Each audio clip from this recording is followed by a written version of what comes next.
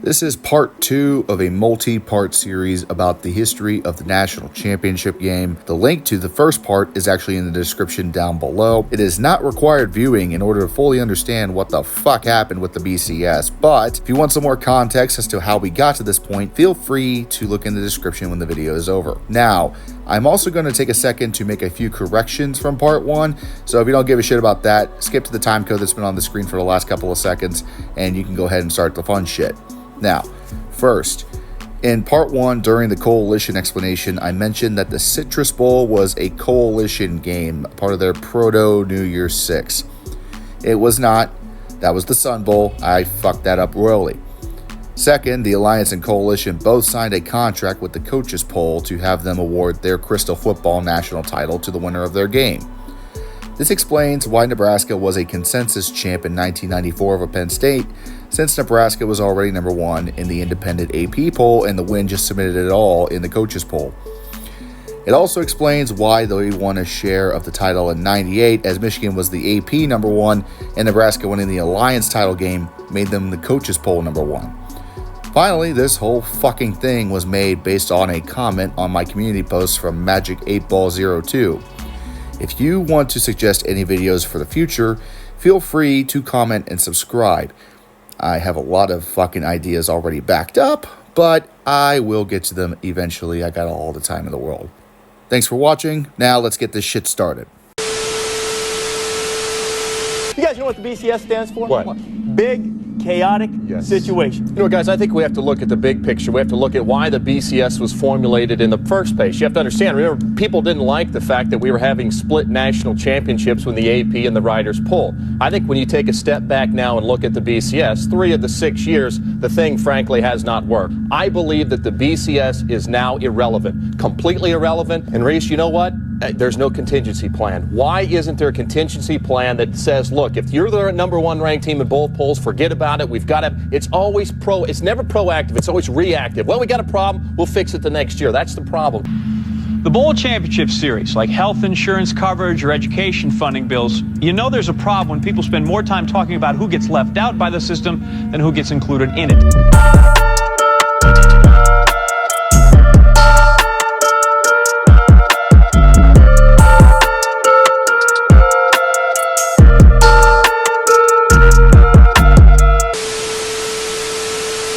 The college football national championship game is one of the biggest events in American sports.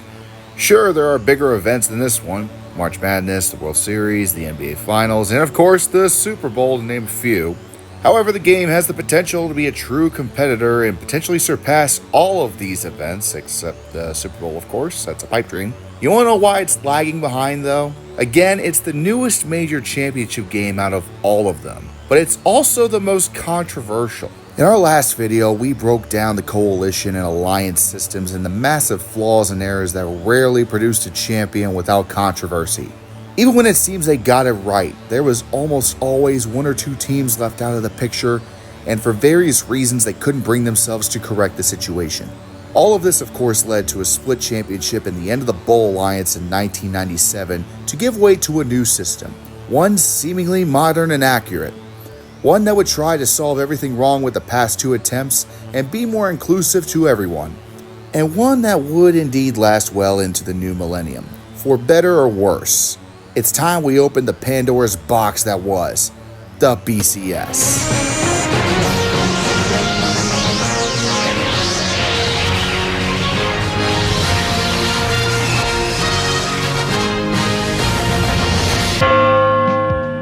The BCS would have some resemblance of the Bowl Alliance, with having the responsibility of not only crowning a single national champion, but also figuring out how to make the other major bowl games more competitive. In the new system, the BCS bowls would go down to just 4 games. These bowls would be the Fiesta, the Sugar, the Orange, and oh wow, they actually got the Rose Bowl? Holy shit, they finally relented. Never thought I would see the day. The Rose Bowl had to be bribed, of course. The biggest pain point in negotiations was keeping their spot on New Year's Day regardless of the other games. They also wanted to keep the Pac-10 and Big Ten Bowl tie-ins. BCS would allow on these concessions on 2 conditions. First, instead of a requirement for the conference champions to play in Pasadena regardless of rank, it was now optional. If a Big Ten or Pac-10 team was ranked 1 or 2, they would be free to compete in the national championship game, with supposedly the conference runner-up taking their place. Second, the Rose Bowl would be required to host the national championship game in rotation with the other 3 bowls, which would mean once every 4 years a Rose Bowl, pitting 1 versus 2 regardless of conference. The Tournament of Roses agreed, and the granddaddy of them all was finally added to the mix. Finally, it seemed the BCS was fixing the prior mistakes of the alliance and was finally making years of trying to find a true solution for the national champion worth the effort. Then you realize all the goddamn rules and the exception to said rules. I'll try to explain this part as best as I can as we venture into this maze, but one thing to know about the BCS from the outset, unlike its predecessors, they were willing to change and make compromises, which probably kept them running as long as it did. Therefore, take everything I say here as BCS version 1.0. Okay, first, all conferences, including mid-majors, were now included in the BCS, which should have always been the case from the start. The 6 major conferences would receive automatic bids for their conference champions into the BCS bowl games. These 6 conferences included the ACC, Big East, Big Ten, Big 12, Pac-10, and the SEC. But of course, the mid-majors didn't have an automatic BCS berth in the big bowls because they were still perceived as fucking peasants and would be all but left out. Only hope for them was claiming one of the 2 at-large bids, but spoiler alert, a mid-major would not make it to a BCS bowl until 2004. This deal for the mid-majors was like getting a cookie from a pigsty, but in terms of the law, it was enough to avoid antitrust lawsuits in the near future because even though they had a really small chance, it was still a chance. Speaking of favoritism, Notre Dame was given its own exception by the BCS because it's the Lord's gold-headed stepchildren. Basically, if Notre Dame finished in the top 8, they would go BCS bowling regardless of who was already qualified. If they finished number 1 or number 2, they would go to the national championship no matter what else happened. This exception to the rules applied to Notre Dame and Notre Dame only, and any other independents were completely fucked. Now that all FBS teams were eligible, we needed to figure out an independent ranking that combined all the other polls into a single formula that can rank everybody accurately. Why a formula?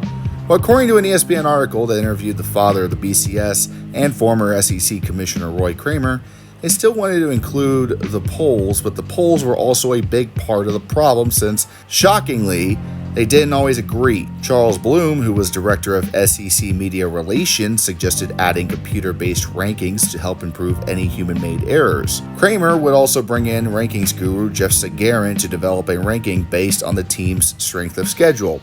Keep in mind, this was a process that was developed over years. While the alliance falling apart in 1997 would be the starting gun for the BCS, it took a very long time to develop the plan and slowly get everybody on board. Even so, Kramer knew right away that this system was not going to be perfect. Quoting from the ESPN article again, he acknowledged in 2002 that, quote, "I don't think anybody ever believed it was a final solution to anything, and nobody thought it was perfect. But whether you liked it or cursed it, it was a better solution," unquote. Considering the last 2 systems, he wasn't wrong. The BCS combo of using poll rankings, 3 computer formulas for the New York Times, Seattle Times, and USA Today, the strength of schedule ranking, and margin of victory seriously had the potential to be more accurate and get the national championship game right. To further solidify their credibility, the BCS did also sign a contract with the American Football Coaches Association that required the final polls to rank the winner of the BCS National Championship game as the national champion. All conferences would eventually sign on to and agree to this, which in theory would eliminate split championships until, you remember, the AP was notably absent. They refused to make such a deal with the BCS, which I'm sure that won't bite them in the ass at all. Regardless, the BCS would take everything listed earlier and break it down to a math problem. Polls were averaged into a score, computer ranks would average into another score, strength of schedule and margin of victory was added to another score, and all scores would then combine and average together to come to a final score for all teams. The lower the score, the higher the ranking. Confusing? You bet your fucking ass it was. But I'm not going to go another 10 minutes explaining how the points actually were awarded and the score is actually calculated because look how much fucking video we got left. That's about all I need to say for now because trust me, if you're young enough to not remember the BCS, first, you really shouldn't be watching this video. But second, and more importantly, you're about to find out why this shit doesn't fucking exist anymore. The climax of the Bowl Championship Series tonight, Tempe, Arizona. The national championship game for college football. Number 1, Tennessee. Number 2, Florida State in the Tostitos Fiesta Bowl. The BCS almost got derailed in the first year thanks to 3 teams coming into the final week of the regular season unbeaten. Tennessee, UCLA, and Kansas State were all undefeated at numbers 1, 2, and 3 respectively, with only 2 spots open for the national championship. Now that doesn't seem that bad, right? Just compare number 2 and number 3. Well, according to Jeff Sagarin, who contributed to building this whole fucking thing, he discovered going into the last week that if all 3 teams had won, then number 1 Tennessee would have fallen to number 3, with UCLA and Kansas State getting in due to BCS bullshit. Yeah, you want to start a shitstorm? That's a pretty good way to fucking do it. Bringing up the rear was number 4 Florida State, who lost to NC State early in the season. Why do I mention this? Well, the BCS was saved from the shitstorm by fate itself, and I'll let the legend tell us how. Come back they did, winning out, but with 3 unbeaten teams ahead of them in the BCS rankings in the final week. The Noles needed some help from Lady Fate. That Saturday morning, I'm saying, you know, it's finally here. This is the last chance. If they don't fall today, they won't fall, and we're not going to make it. Timber, UCLA suffers a stunning loss at Miami. Kansas State loses in double overtime to Texas A&M. And there it is, the ticket to Tempe, the yellow brick road. We kind of came in because of a gift. And so that's close to destiny. For Tennessee, it was more like the devil was after them rather than destiny riding with them in the opening game at Syracuse. 27 yards for the win. And it is good. As dramatic a game as the Syracuse game was, I think it got people's attention, and I do think it gave our team some confidence. No, sir-ree. Pandemonium reign. We finally got a monkey off the program and everybody else's back that was on our back for 5 years. Stumbles and falls, fumbles the football. It's been recovered by Tennessee. I believe everybody on the bench just looked up to the sky and, you know, we just started smiling. We were a team of destiny that from that point on. Everybody's looking around to see who's going to make the play. Finally, you know, we finally figured this mess out. To the end zone, touchdown! Price just reached another goal. It ain't over yet. If you want to do something bad enough that you can eventually get it done, and hopefully we're at the verge of getting this done with the national championship. So this turn of fate silenced the critics, right? Oh, Kansas State finished 3rd but did not get a BCS bowl invite to any game? Tulane went undefeated but couldn't get higher than 10th because they're a mid-major?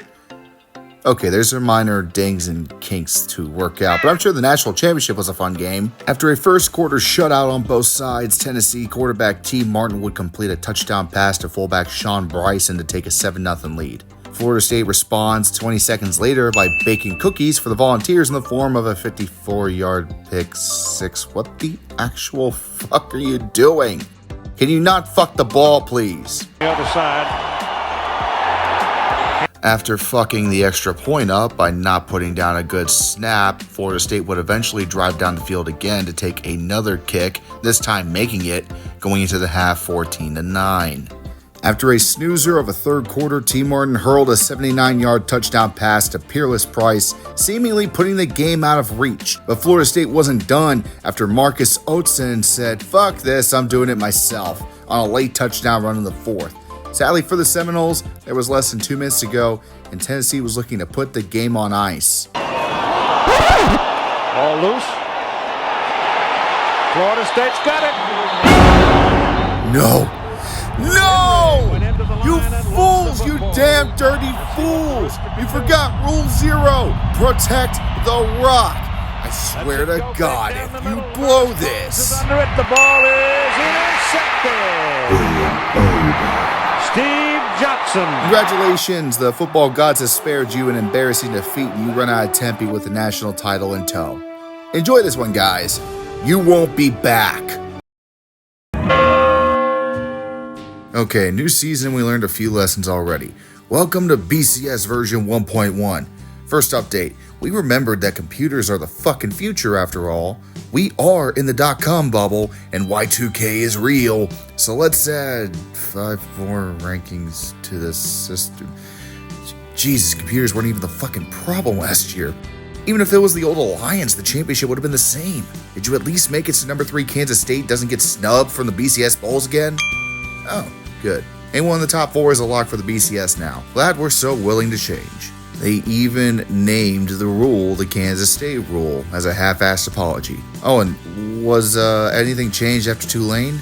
Last year they were unbeaten, just finished 10th. You're gonna give a mid-major an automatic qualifier? Oh, wow, what a surprise. Mid-majors remain the redheaded stepchildren. Florida State quarterback Chris Winkie missed last year's title game because of an injury. Tonight, a rare second chance. Controversial Peter Warwick is a Seminoles game breaker. He returned his senior season for a chance to win this trophy. Violent defenses are a Florida State trademark. Coach Bobby Bowden has produced winning teams, colorful characters, and Heisman Trophy winners. Tonight, he hopes to reap his second national title and his first ever unbeaten season. The war dance is underway. But the town of Blacksburg, Virginia won't surrender easily. This is where Virginia Tech flourishes. Future Hall of Famer Bruce Smith is their most famous graduate. Coach Frank Beamer grew up a Hokie, playing there before coaching them to an unbeaten season. His quarterback is Michael Vick, a fabulously talented freshman who's planning an upset here tonight. The emotional leader is fiery defensive end Corey Moore. He plays like a young Bruce Smith. The time for talking is over. Number 1 versus number 2. Florida State and Virginia Tech for the championship. Florida State was obviously on their revenge tour after the embarrassing loss to Tennessee and would have a chance at redemption against Virginia Tech, surprisingly enough. They did have a really good Michael Vick, so this should be a good game, right? It turns out if your team's offensive production revolves around one guy, the moment that bastard is contained, they fall apart like wet paper. Florida State was leading 28-7 in the second quarter, and everyone was already starting to bitch and moan. Why was Virginia Tech here? Why the fuck did the BCS not pick Nebraska? Yeah, Virginia Tech had a great season, but they also had a weaker schedule. Should that really matter? The fans watching probably all thought this in one form or another, but midway through the third, Virginia Tech did something very unlike Virginia Tech. They came back. I don't know if the Seminoles just took their foot off the gas or what, but in the blink of an eye, the Hokies had roared back to take a slim 29-28 lead over the Seminoles. Wait, the Hokies have never won a national championship. Oh my God, they haven't won a national championship. This could be historic. This could change the landscape of college football. Anyone in that series. Peter Warwick, and it's a fake. Sorensen short of the first down. Oh yeah, I forgot. You turkeys got too ballsy and called a fake punt on your own side of the field. What the actual fuck is wrong with you? Naturally, this killed all your momentum, and Florida State was able to pull away for the win, and order was restored. Damn it. Meanwhile, in the rest of the BCS Bowls, despite having a literal fucking rule named after them, Kansas State got snubbed by the BCS again after finishing 6th. Instead, the Big Ten's Rose Bowl tie-in meant number 7 Michigan got to go BCS bowling over them. Not to mention, Marshall also went undefeated, but were passed up completely. The problems were already clear. The BCS was already really damn bad at matching up top teams while blatantly overlooking the best mid-major schools. And the main reason why is there were too many automatic tie-ins and too few at-large bids. But hey, the BCS, as mentioned prior, is flexible. They're gonna do something about this, right? No? You just added a few more computer polls? Fuck you. That's our matchup. The 67th FedEx Orange Bowl brings us to Pro Players Stadium for the number 1 Sooners and the number 2 Seminoles of Florida State. Welcome back to the BCS, where the rankings are apparently made up and the wins apparently don't fucking matter.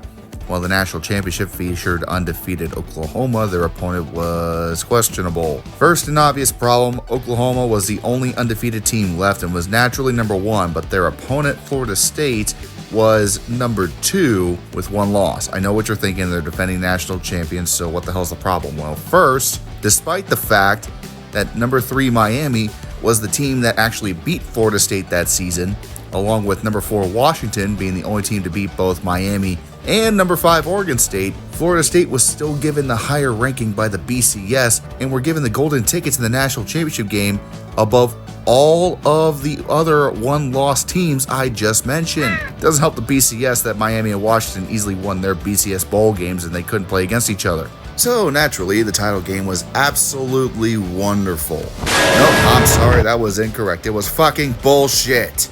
It hit the triple B of being boring, bad, and bullshit. It was the sicko bowl of sicko bowls. Oklahoma shut out Florida State for the entire game, although calling this 13-0 lead is an insult to the term shutout.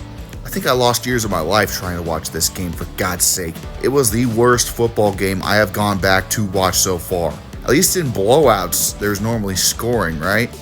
This is like watching two old men mud wrestling over a peppermint. What makes this game even more sicko is that when Florida State finally scored, they scored a safety. With under a minute to go in the fourth, a safety occurred when Oklahoma fucked up the snap on a punt, and the punter wisely fell on it in the end zone. So it wasn't even Florida State scoring.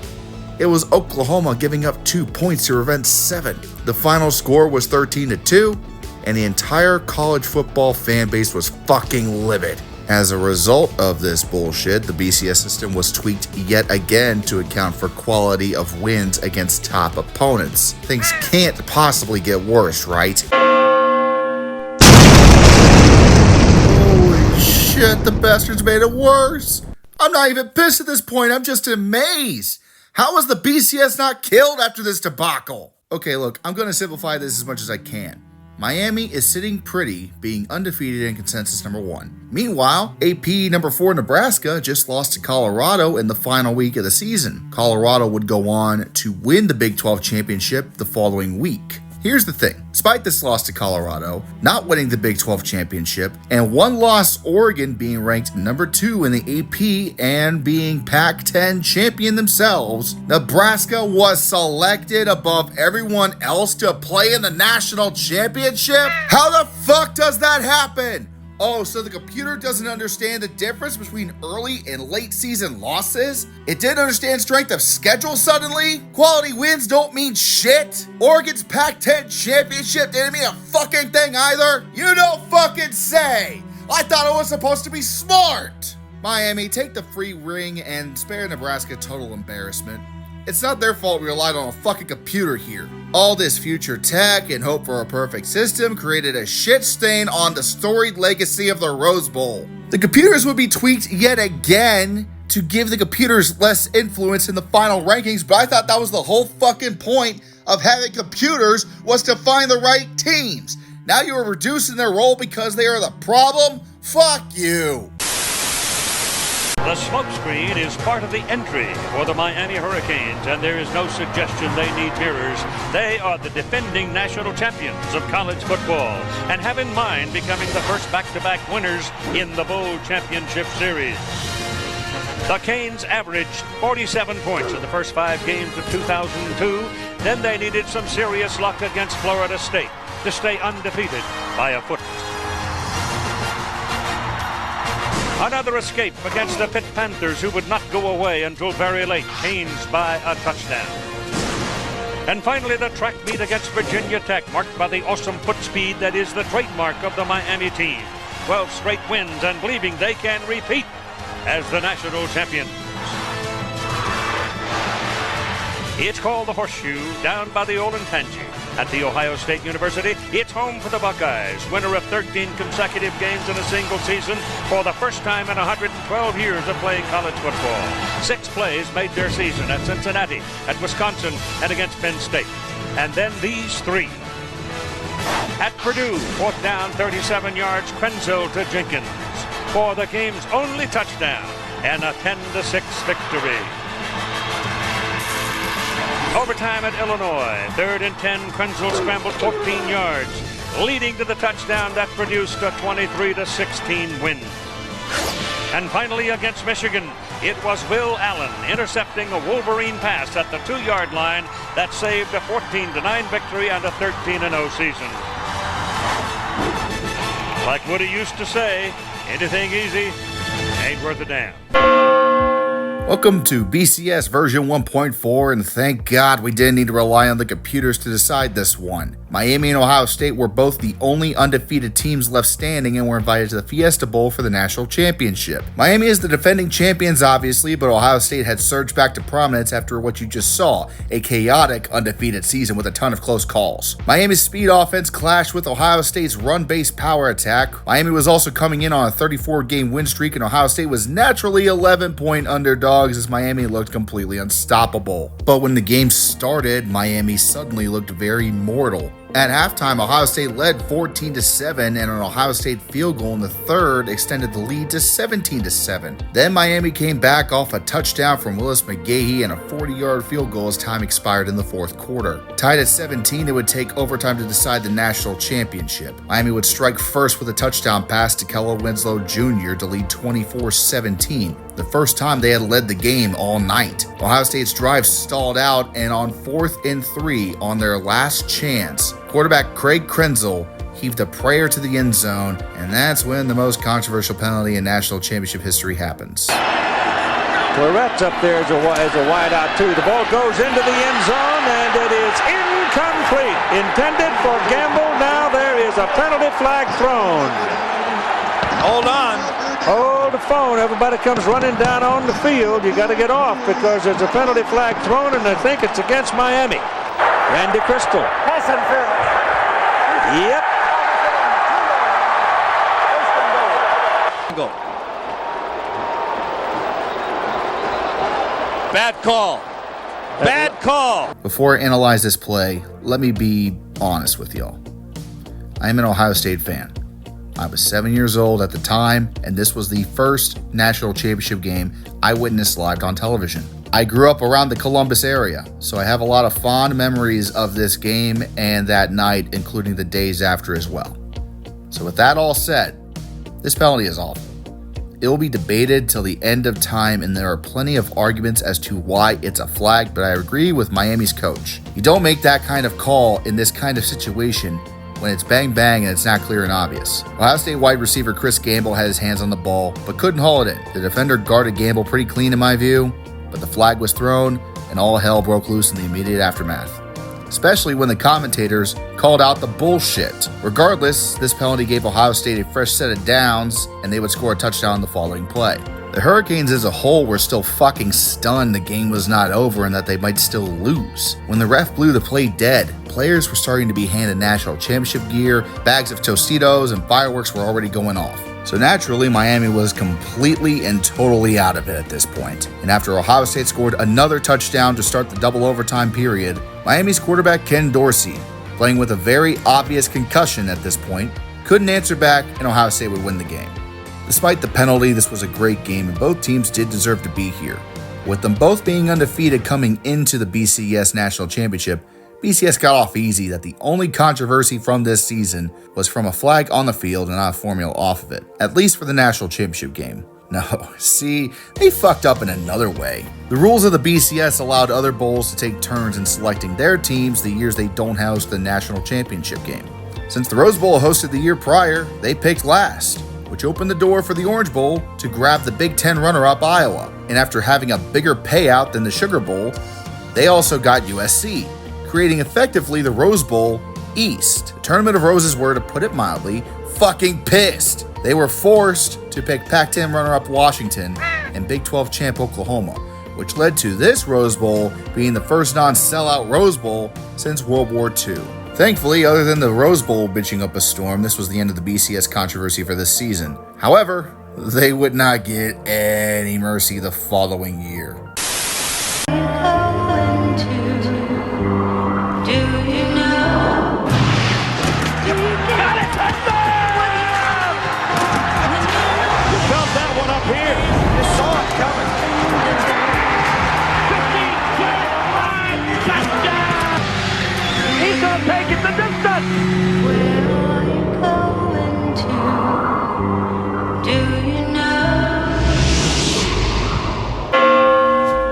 Let's play a game, shall we?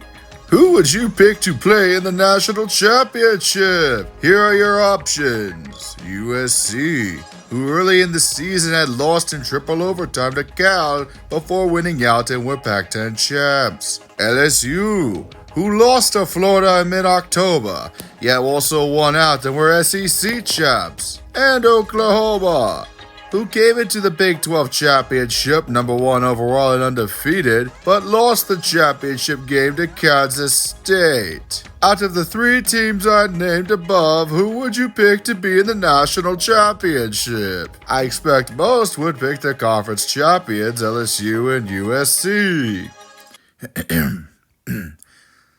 Except the BCS doesn't understand fucking logic. Importance, the key issue being, where would Oklahoma drop? Started with the coaches, USC, after beating Oregon State, #1, SEC champion, LSU #2, the Sooners tumbled from 1 to 3, and the AP mirrored the coaches. So, as a result, after we get these polls, what do we have in the BCS standings? Oh, no. Inverting. Whoa. LSU. What the f*** was that? They picked Oklahoma, not only to play in the national championship, but also determined they were still #1 in the nation for some fucking reason, despite losing their conference championship game. What the fuck? Seriously, I don't know why the BCS was still a thing. It should have been thrown in a volcano at this point. LSU would prove this by winning against Oklahoma in the Sugar Bowl 21-14, a game that on paper looked close, but doesn't say that LSU led the entire boring-ass game. Doesn't help the BCS that the AP had USC at #1 when they won the Rose Bowl. So then what happens? LSU wins the BCS and the coaches national championship. USC wins the AP championship, and we have a split national championship despite using a system designed to prevent such bullshit. What was even worse is, despite being contracted to pick the winner of the BCS championship game, 3 pollsters from the coaches poll picked USC over LSU despite the requirements and deepening the cracks in the system. The coaches who dissented in the poll were Mike Bellotti of Oregon, Ron Turner from Illinois, and Lou fucking Holtz. What a crock of shit this was. The BCS was clearly just a fancier version of the Bowl Alliance, only worse. They wouldn't have picked Oklahoma if they had the option of picking USC. Fans were pissed again and yelling for change. Would it happen? No. Snake. Why are we still here? Just to suffer. You thought the BCS figuring out 3 teams was bad? Try 5. 5 undefeated teams finished the season. They were USC, Auburn, Utah, Oklahoma, and Boise State. Since Oklahoma and USC were ranked 1 and 2 in the country coming into the season, the BCS basically said fuck it and chose them by default, leaving out the 2 mid-major schools and a very good Auburn team that won the SEC. Wait, an undefeated SEC team got snubbed? Oh, what a glorious time to be alive. Now, fuck it all at this point. Look, I'm not going to waste any time. No points for guessing how this all ended. The Trojans stomped a mud hole in Oklahoma's asses. You can't be too pissed off at the computers here since #1 and 2 remained the same virtually most of the season. Although Auburn had a really good case for being there. They would go on to win the Sugar Bowl. Boise State was passed over for Utah, wouldn't make the BCS at all, and Utah would be the first team to bust the BCS by beating Pittsburgh in the Fiesta Bowl. Why couldn't Auburn and Utah play each other? I don't know. Computers are clearly stupid. This is all a bad look for the BCS, but it got a lot worse. For the 3rd year in a row, a controversy in the BCS erupted around the Rose Bowl. Again? Seriously? This time it was in regards to the final at-large bid. Cal was the Pac-10 runner-up, and with USC doing its thing in the national championship, they should be in the Rose Bowl, right? Well, they weren't. After Texas head coach Mac Brown campaigned so hard and made politicians blush, he was able to convince enough pollsters to move Texas high enough to get the final at-large bid. Granted, the Rose Bowl between Michigan and Texas was a classic for the ages, but how this was resolved was fucking disgusting. Everyone was pissed off, but the AP was especially pissed off. They were tired of trying to help a broken-ass system that kept falling apart and failing the sport and decided to take their charts and go home. The AP announced they would no longer allow their polls to be used in the BCS system. The BCS would replace the AP with the Harris Interactive System, creating BCS version 1.5. For the first time, people began to legitimately yell for playoffs, and the yelling would continue to get louder each and every year. Wait a minute, hang on. Wait, where's USC's championship? All it says is vacant. Oh, Oh, that. Well, the BCS didn't fuck this one up. In fact, it was poetic. The two best teams in college football, defending national champion USC and perennial powerhouse Texas, would meet in the granddaddy of them all, the Rose Bowl.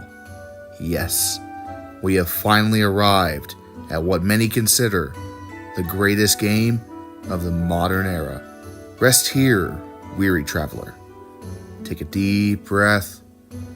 Relax. We have come a great distance together, you and I.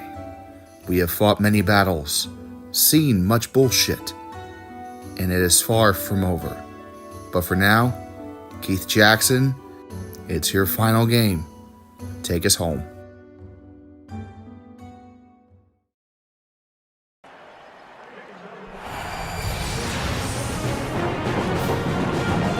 ABC Sports proudly presents exclusive coverage of the National Championship game. It's the grand finale of the Bowl Championship Series. The royalty of college football is in assembly at the Rose Bowl 2006. Bush, Leinart, Young, and their legion. By consensus, the teams ranked 1 and 2, with nary a whisper of dissent. The site for this ultimate showdown in college football is one of the famed arenas of sport, the Rose Bowl, where the festival of postseason play was started more than 100 years ago in the city of Pasadena, California.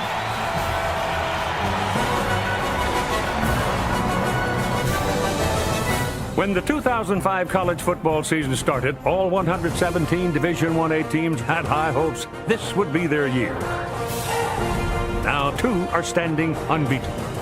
One, the 2-time defending national champions and determined to stay there. Touchdown, USC! The other, wanting to bring it back after a 35-season absence. The Southern California Trojans found out about life in the catbird seat quickly, week after week taking the best shot from each opponent. And they beat back the challenges. And FC is right back in a Van Liner has scored, and the Trojans will win the ball game. In the second week of the season, Texas walked into the horseshoe for the first time against the Ohio State Buckeyes. It was a raging battle, but the Longhorns pulled it out, and the rest of the season passed without a serious threat.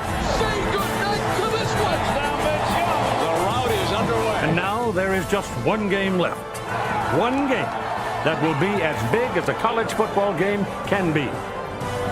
The Southern California Trojans and the Texas Longhorns for the national championship tonight on ABC Sports.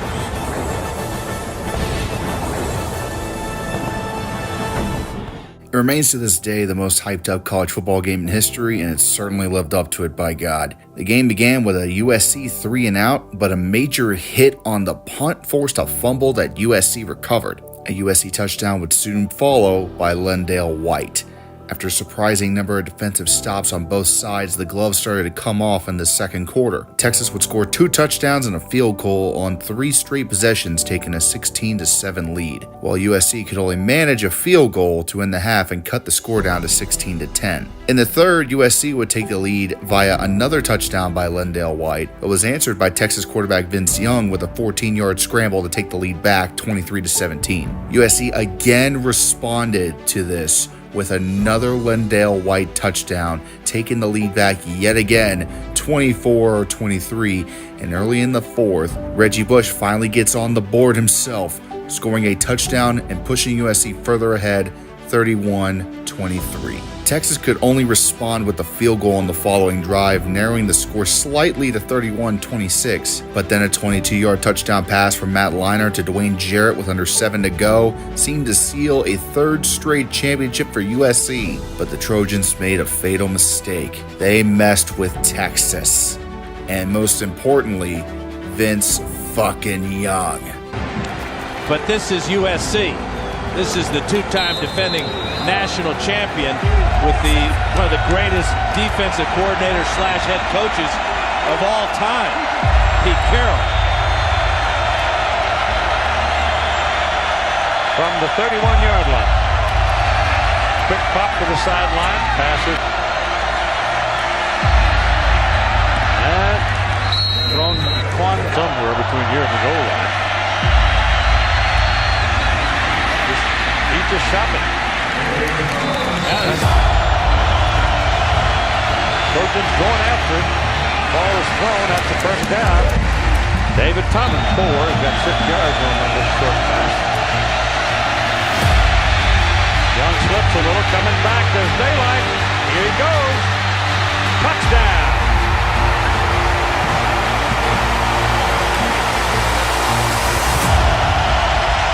They run it with Lindale White. Oh, that's ball come out? No. Oh, good. But Lindale White's in there. He's the power back. He gets it. He didn't get it. He gets it. Flip it right there. About 6 inches. Maybe a foot. Half the stadium's going to go crazy. The burnt orange side did. It's Young throws on a slant. Ball caught. And that's the ball comes rolling. They get 7 seconds back. Young's going to run with it. Oh, he stepped right through a tackle. My gosh, he just stepped right through the hands of Solinet. Thrown short underneath. Man just wide open. Brian Carter.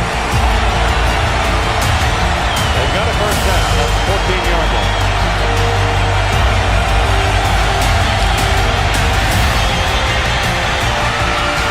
Incomplete. Gonna run it. Gets inside the 10 to the 9. And defense now to preserve the streak. Incomplete. That was a good like Joe. I'm too old for this. 4th and 5, the national championship on the line right here. He's going for the corner. He's got it.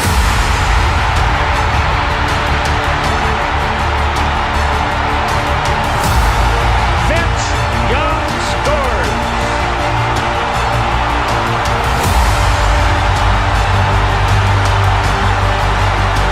As we said, Keith, you can have the perfect defense called. You can force them out of the pocket, but you're not going to beat them.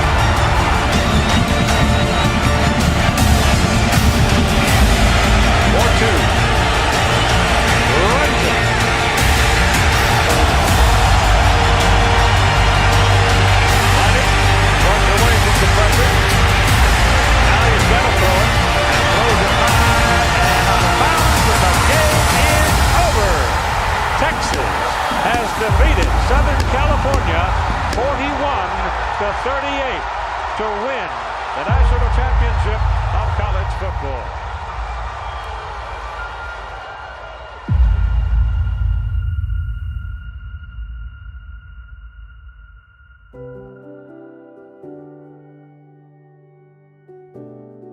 Jesus Christ, watching that I nearly forgot we're talking about the BCS still. This game is an all-timer, and if you got 3 hours to kill, definitely go back and watch this. The best two teams played, and we have an undisputed national champion with an all-time win to boot. It's such a fucking shame knowing this was Keith Jackson's last game, but it was a hell of a way to go out. Sadly though, this probably saved the BCS, as another bad game would have likely resulted in change a hell of a lot sooner than what we got. Instead, we get an instant classic for the price of a few more years of hell. I hope you enjoyed the break, because this BCS 737 Max is about to fall apart in midair. Brace for impact.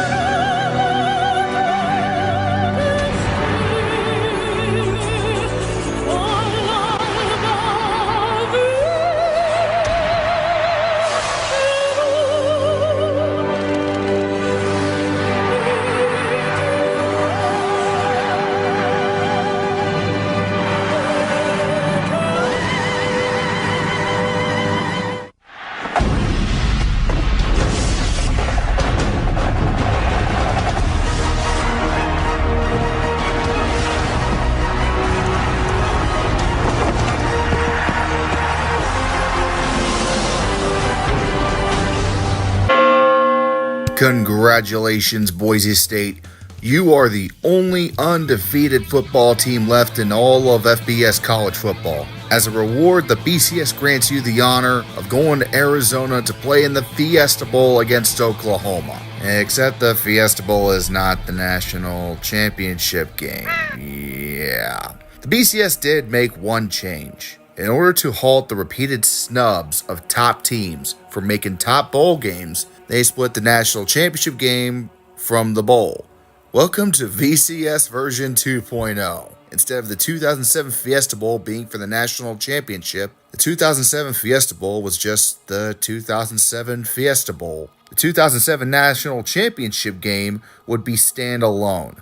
You can say what you want about strength of schedule, but Boise State would go on to beat Oklahoma in one of the greatest Fiesta Bowls in college football games of all time, shattering the myth of mid-majors not being worthy to be in the national championship conversation in the BCS. This was the only game that really mattered in college football down in Arizona in 2007.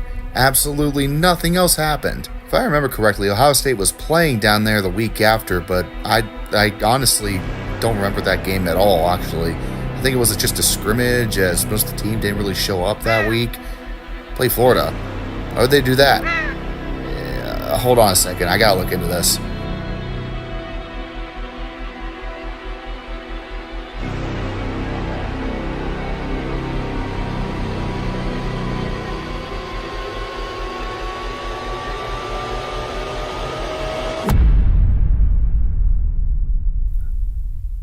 Oh, I just had to relive my childhood trauma. I need to take a break. Excuse me while I get the Everclear.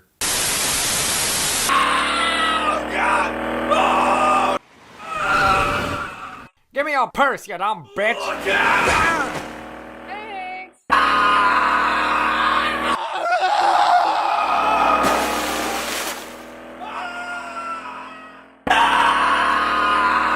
And then she's all like, I don't even eat pasta. So I'm like,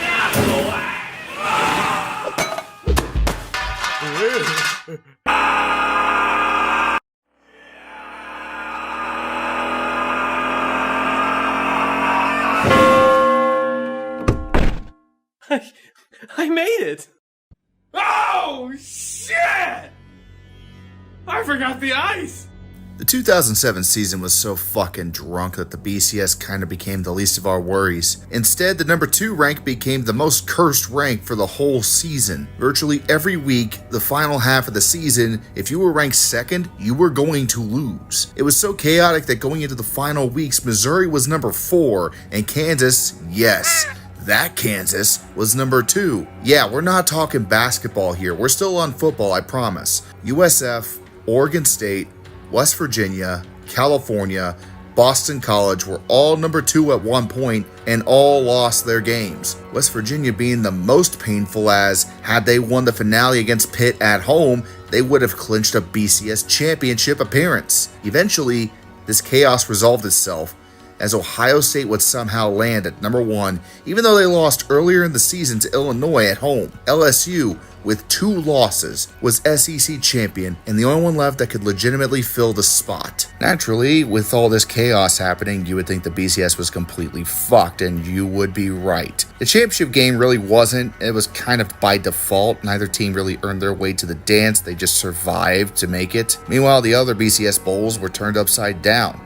Missouri, who was number 1 at one point, failed to make the BCS entirely at number 6, being passed over for number 8 Kansas, who they fucking beat that season. Hawaii was the only undefeated team left in the country, but they only managed to make the Sugar Bowl due to being seen as having a weak schedule. Have we learned nothing from Boise State? Oh, they were demolished by Georgia? Okay, so for once that was the right call. This loss by Hawaii also made it the first time since 2004 no team would finish the season undefeated. Back at the title game, you would think a year after getting blown out, and with the other chaos in the regular season, Ohio State would blow out the 2-loss Tigers because they somehow got here the second time in a row, right?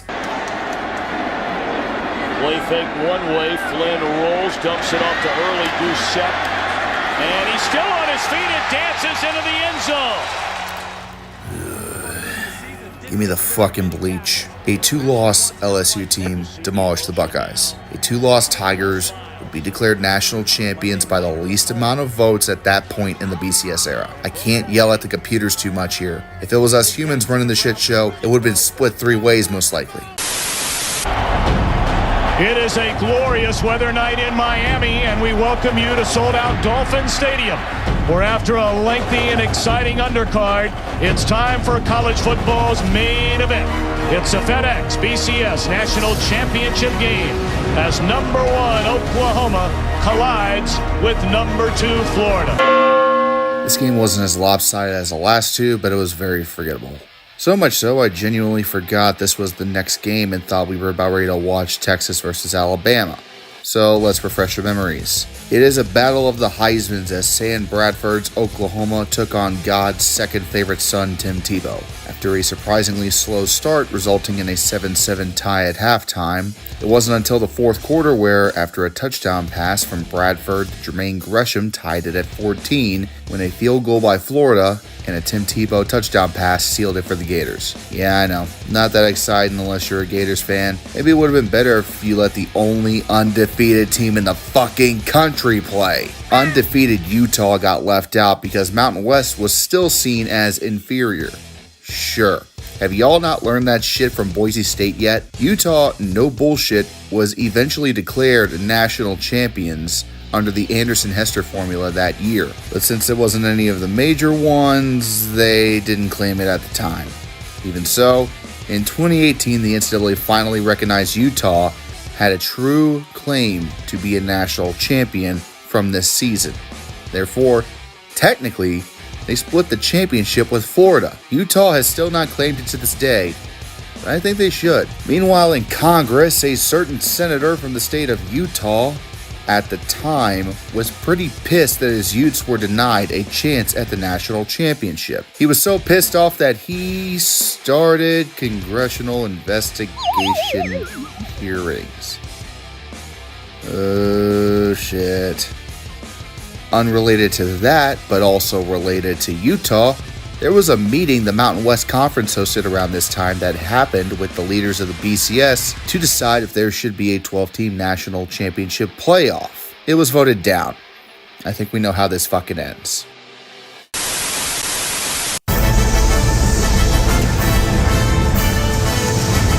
You're watching ESPN on ABC.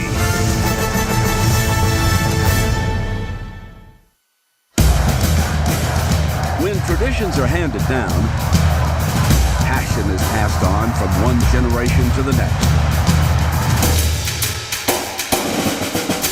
In Alabama and Texas, football is as much fable and family tie as it is a game. It teaches, it excites, mobilizes, unites, turning towns into communities, making memories out of dreams. After a win so strong, Bama doesn't just belong, they believe. Their time has come again. A tick of the clock was the hand of fate Texas felt all season, pushing them towards the title. In every heart, in every part of the Lone Star State, and where the tide resides and rolls, they feel it in their souls. This game is ours. It's the game that ends with the claim, we are number 6 fucking undefeated teams? What the fuck? For the first time since 1983, every conference in FBS had an undisputed conference champion. Starting with the 2 teams playing for the national championship, you had Alabama and Texas. TCU, Cincinnati, and Boise State didn't have a fucking chance due to being perceived as inferior, but still got BCS games at least, including a TCU versus Boise State Fiesta Bowl in the battle of the mid-majors, which actually pissed a fuck ton of people off. Why? It was perceived as keeping the poor, smaller schools in their own little corner and were not allowed to play with the rich kids in the other bowls, which, frankly, I agree with this thought. It was therefore nicknamed the Fiasco Bowl, which Boise State won 17-10. As a whole, the BCS was more and more being perceived as favoring the Blue Bloods more than the mid-majors that are trying to attain these levels the other programs were on. I'm about to fucking rant here. You know Miami wasn't a blue blood until the 1980s after being complete shit since its birth, right? You know every fucking team has to start somewhere.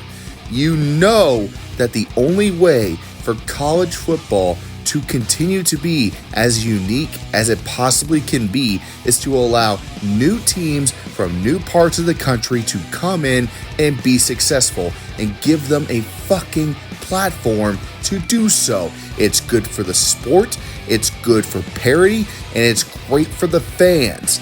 Fuck your fucking money. Otherwise, it'll become stagnant.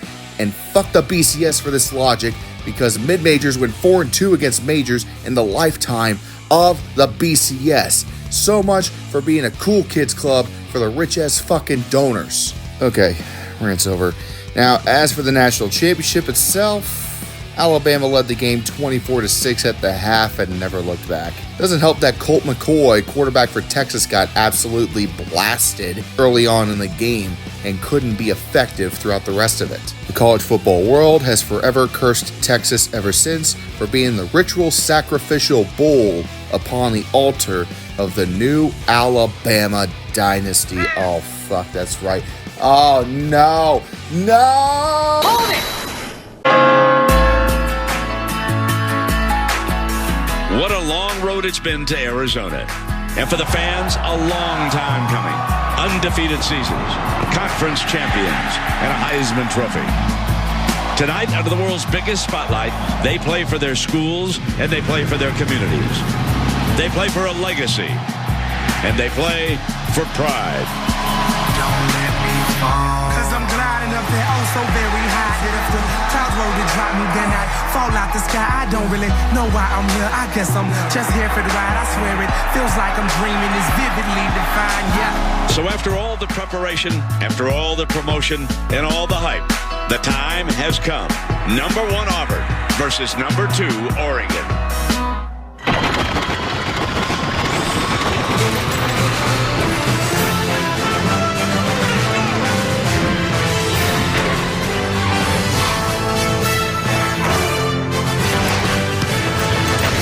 In the middle of the new wave of conference realignment, Auburn randomly snuck their tiger-striped asses into the BCS championship behind, oh shit, it's Superman! Their opponent, Oregon, who, being led by running back LaMichael James and Brian Kelly at head coach, had finally cracked into the BCS championship game by an undefeated season. There was, of course, another team that should have been here, but TCU, despite being undefeated, were still stuck in mid-major hell. Oh, the Ohio State president, who also was a president of the BCS at one point, said mid-majors were the little sisters of the poor? Ah, fuck. The BCS really was rigged from the start. Fucking great. Fuck you, Gordon Glee. You want a rebuttal to your dumbass comment? How about the fucking Hypnotoads beating the shit out of Wisconsin, who also beat Ohio State that season? Now shut the fuck up and perform community service, because your comments also pissed off the actual convent called the Little Sisters of the Poor. Fucking dumbass.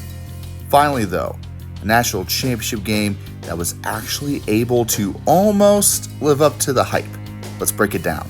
After a scoreless first quarter and an Oregon field goal, Cam Newton throws a 35-yard bomb to Cody Burns for the Auburn touchdown. LaMichael James proceeds to catch a touchdown pass on the next drive, and in a ballsy play, Oregon converts the 2-point try, taking the lead. Oh, Chip Kelly, how I fucking loathe you. However, despite an epic goal line stand, they still give up a safety in the following drive. Auburn, on the ensuing drive, deploys Superman once again with a 30-yard touchdown pass to Emory Blake, giving Auburn a 16-11 lead going into the half. After a field goal by Auburn in the third, Oregon ties it in the fourth with another James touchdown and another 2-point conversion once again. Holy fuck, Chip Kelly. That's when the run happens. Dyer, the freshman, is wrestled down at the 46-yard line. Pleasant, and he gets back up. Dyer gets back up. Was he not on the ground? Did he stay on top of Pleasant? The Ducks are saying, wait a minute, he was down. Remember, kids, this is why you play to the whistle. If you don't remember the fundamentals, it'll bite you in the ass, and it cost Oregon the national championship. This is for all the Tostitos.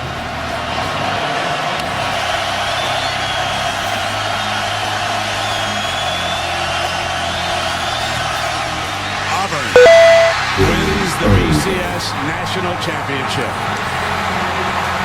Once again, the championship could be considered split due to the Congrove computer rankings declaring TCU national champions, but once again, they also have not claimed it.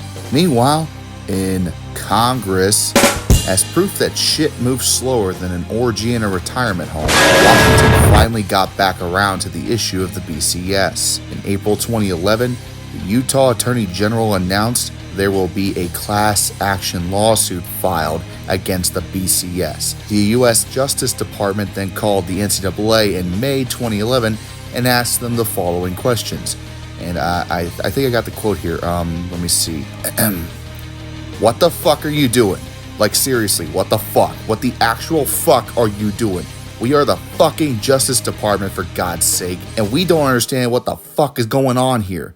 You are hereby ordered to do the following. First, explain why the fuck you don't use a playoff system for FBS and yet do so in other divisions. Second, why the fuck are you allowing an outside third party to do your fucking job? Okay, those weren't actual quotes, but that would be what I would imagine they would be saying in my own head.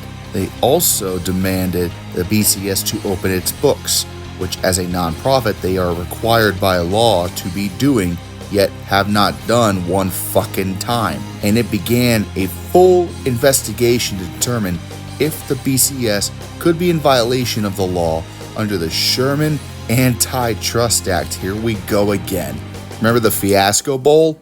That's coming back to bite them in the ass, as the door opened there as well for a tax fraud investigation.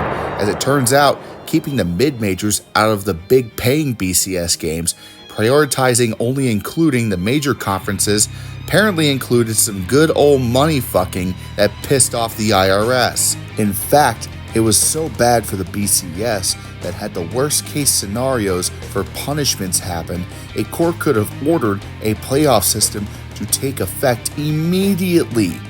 In the end though, rather than getting the book thrown at them, Uncle Sam let them off easy. They got a slap on the wrist and found 3 people actually committed fraud. 1 was sent to jail, and all sentences were handed down by 2012. But hey, despite all that bullshit, we finally had a great game to crown a championship at least, right? Thing is, as we all know, this was also the exception to the rule, because this was the last true nice moment for the BCS, as the following season, penultimate nail finally went in to the damn coffin. Look, if you know, then you know where the hell we are going by now. However, I gotta explain some of the season in order for this debacle to make sense. Actually, fuck that. Nothing made sense here. I just need to list the excuses that we got, so bear with me. Alabama and LSU have already played each other earlier in the season, in which LSU won 9-6 in a very boring game. This should have eliminated Alabama from the title picture, but of course, it's the BCS, and logic doesn't fucking exist here. I'm not going to talk about any other scandals that affected various teams because we just don't have time, and the Penn State one is a subject that I refuse to talk about for very obvious reasons. Basically, LSU would win out, finishing undefeated, and was a lock for the top rank after destroying Georgia in the SEC championship. Number 2 was another subject altogether. Oklahoma State and Alabama both had 1 loss. The Cowboys were sitting at number 2 in the weeks following Alabama's loss, but then they fucked the damn ball by losing to Iowa State in double overtime. Despite later destroying Oklahoma in the Big 12 championship game, that loss to Iowa State was just too much to overcome in the eyes of the BCS. And among other losses by other teams, Alabama had been propelled back to 2nd in the BCS rankings by the smallest margin in history. What helped Alabama here was that the human polls also still had Alabama as 2nd in the country. Combine that with the BCS formula, it edged Alabama above Oklahoma State, and we have an all-SEC BCS national championship game. I'm going to put it like this. Alabama did not deserve to fucking be here. While everybody else that was in the top 5 was playing for conference championships or had already locked up a conference champion, Alabama was at home sitting on their asses with nothing to do. They lost to LSU once already. They didn't make the SEC championship. The anger was so intense at this point that multiple people would publicly refuse to vote for LSU if LSU wins the game, meaning not only the possibility of another split champion in college football, but full-blown anarchy from the human pollsters, as well as critics that had influence on the BCS. In the end, a boring game that did awful fucking ratings resulted in a 21-0 victory for Alabama. Okay, didn't see that coming. It says Nick Saban after all. This shut the dissenters up for the moment, since I guess the BCS got it right somehow. No, they fucking did it. It's still an awful system. The public opinion was now undeniably against the BCS. It was already leaning towards that over the years. All of the mid-major snubs, all of the good teams not getting a shot, all of the controversies, and it was finally catching up to them. The commissioners of all conferences, including God's favorite underachievers Notre Dame, began to lay the groundwork for a potential playoff in the future. Again, mostly to avoid a lawsuit under the Antitrust Act. While we're still a few years from that coming to pass, this moment, when Alabama was selected over Oklahoma State, started the final time bomb for the BCS. That time bomb was set for 1 year. It all ended with one final catastrophic game. Hi, fellow Americans. I think we all know where this is going, so let's just skip to the end. Going into the final weeks of the regular season, there were 3 undefeated teams eligible to make the national championship: Oregon, Kansas State, and Notre Dame. Kansas State, however, left their defense in the locker room against Baylor, and Oregon was upset against Stanford in overtime, which means... fuck. Brothers and sisters of the Lord's team, Notre Dame would finish undefeated and number 1 in the nation after toppling USC in the final game of the season to secure their first and only national championship appearance in the BCS. Yes, God works in mysterious ways, my friends, as no catfishing of our star player will stop the march of the Lord to victory under the golden domes. The tide of Alabama will not stand a chance against the power of God and Jesus Christ. What? They got fucking destroyed 42-14. This was billed to be an epic and historic game with 2 blue bloods of college football. How the fuck did it fail to live up to the hype? Oh, it's because Notre Dame was still coasting off of past success and didn't really deserve to be here? Yeah, that makes sense. Yeah, Alabama didn't have it easy, barely winning the SEC championship to even make it here. Once the Alabama plane landed in Miami, the game was already over. Alabama beat the Irish so hard they thought they were back under the rule of the British. This ass-whooping proved 2 things. First, Alabama truly was a dynasty. Second, this was the final nail in the BCS coffin. Combined with the 2012 championship game, fans, teams, and conferences all finally had enough. The BCS had to go. College football had to finally listen to the cries of its fans and from critics all over the world to move forward. The U.S. government was also once again looking to crack down on college football to make a change, as well with multiple investigations taking place over the last few seasons. Sponsors were getting pissed that the ratings continued to decline, and the championship game itself was becoming an afterthought. Hell, for me personally, I didn't watch any BCS game live from 2009 on. I was a die-hard college football fan, but even in high school I was sick of this bullshit. This wasn't a national championship game to me, it was two teams with the most influence, money, and alumni. It was a conspiracy to keep teams like Boise State, Cincinnati, and TCU out while consolidating power back to the Blue Bloods. It was god fucking awful, and it was time, finally, for playoffs. It was announced the following season would be the final one for the BCS before transitioning to a 4-team playoff format. The end was finally in sight. Change had arrived, but one more year needed to pass. And thankfully for everyone, the final BCS game would make up for a lot of the failures suffered during its life. Tonight, we commit the BCS to the vault of history. The number 1 Florida State Seminoles versus the number 2 Auburn Tigers. Buckle up, everybody, one more time. This for the last BCS National Championship.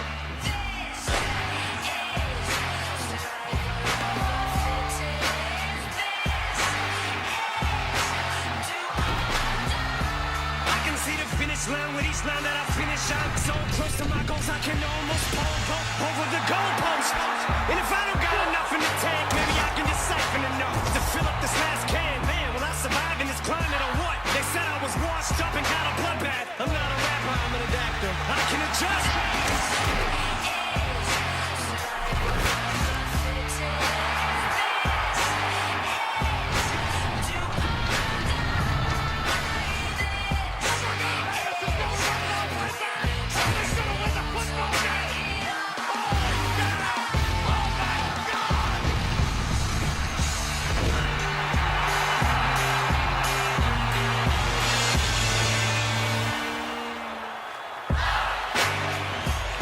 We welcome you to the Vizio BCS National Championship.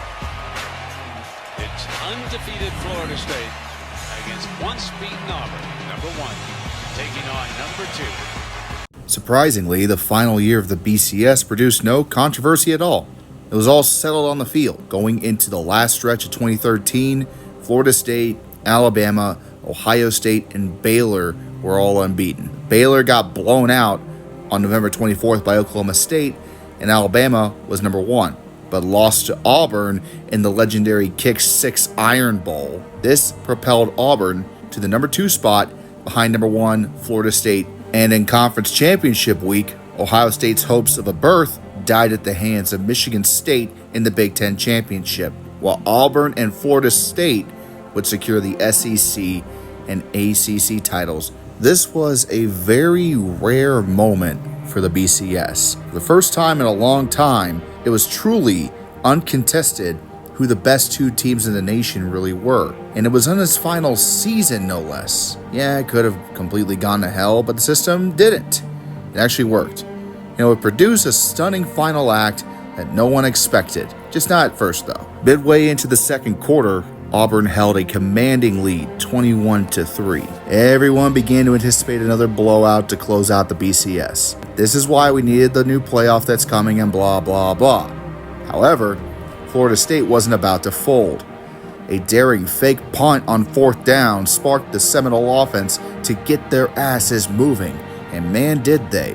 Driving down the field, with quarterback Jameis Winston leading the charge, Florida State would get their first touchdown of the game off of Devontae Freeman at the end of the half. In the third quarter, it would be a virtual stalemate other than Florida State getting a field goal. But in the fourth, Florida State completed the prolonged comeback. Starting the quarter down 21-13, they would pop off an interception by P.J. Williams. Another touchdown pass by Jameis Winston would get the Noles within 1 point of Auburn. Auburn would counter with a field goal of their own, taking a 4-point lead. Florida State must score a touchdown, and they did so in style. Whitfield's coming out. Great return man. 30, 40, daylight. Green ahead. Got it. Headed for the end zone. Touchdown, Florida State. Florida State would take the lead 27-24. With under 4 minutes to go, Auburn would remind everyone why they belonged here and storm down the field, capping off a drive with a 30-yard touchdown run by their running back Trey Mason to take the lead back 31-27. With only a minute and 11 seconds to go, Florida State needed to drive. After a huge chunk of yards off a pass by Winston, Florida State had worked their way to the 20-yard line, thanks to a very clear pass interference penalty by Auburn's Chris Davis in the end zone, who was also the hero who returned the legendary kick six. The Noles, with 17 seconds left, called game. Center. No. Throw it. End zone. Jump ball. Touchdown. You know who he went for. Number 1. Last play. Here comes the lateral. Hook and ladder. Give it back. Throw it across the field. And let's see if Mason can take it down the sideline. Cuts to the middle. Florida State rules the BCS.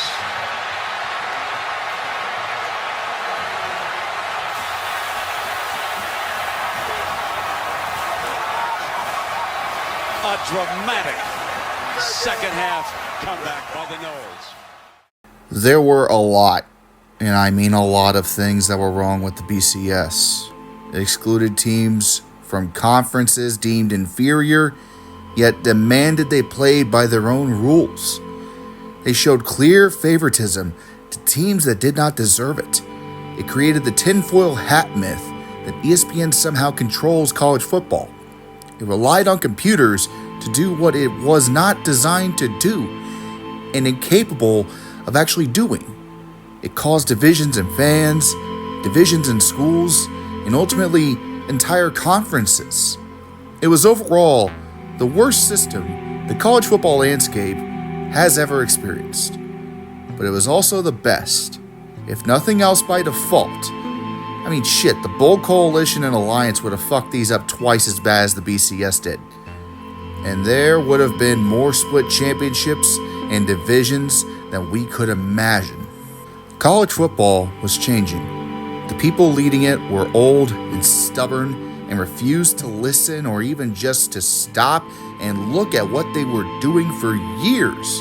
It took protests, government intervention, and trials before they finally said enough was enough. The BCS never said it was perfect. Once on the old website, it stated, "Trust the process and we will get it right 80% of the time." Like, that was a fucking compliment. Whereas Mike McConnell once said, "Is it too much to ask for a system to get it right every time?" Mike, the answer is no. It's not too much to ask. Pretty much sports leagues across the world celebrate the fact they can confidently crown a true champion at the end of a season one way or another. College football, for over a century, celebrated when it would get one champion 100% right once every few years, if they were lucky, and ignored the problems when they split the champions. For God's sake, look at this shit, right? Look at all these trophies on this stage. They all mean the same thing, but it's almost medieval that the team with the most trophies has the most credible claim to the title. Why not just have one damn trophy sponsored by the NCAA for FBS? It's not that hard, but that is a discussion for another day. In the meantime, we have one last chapter in the saga that was crowned originally as college football's savior, but came with it its own set of controversies. It's time for the college football playoff.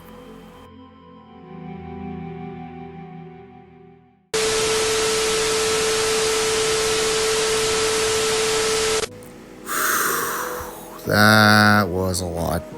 So, as I'm reading this, I am still going to need to do a couple of final touch-ups, fix maybe an error or two here and there, add some fun little shit for you guys to maybe laugh at. But this has kind of been the biggest video project I've ever worked on.